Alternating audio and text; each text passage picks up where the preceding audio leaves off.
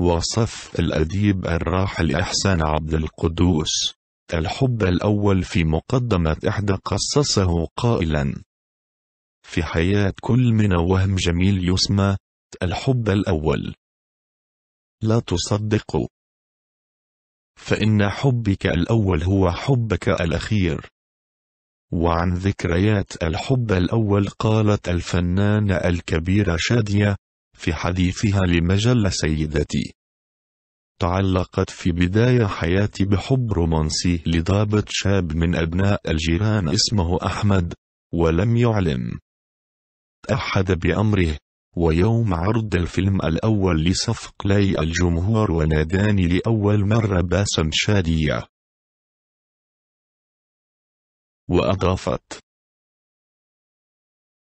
عند عودتي إلى منزلي مع شقيقي طاهر وشقيقتي عفاف، وأن في شدة الفرح فوجئت بخبر مؤلم، فقد مات أحمد الضابط بالجيش الذي أحببته في إحدى المعارك بحرب فلسطين عام 1948.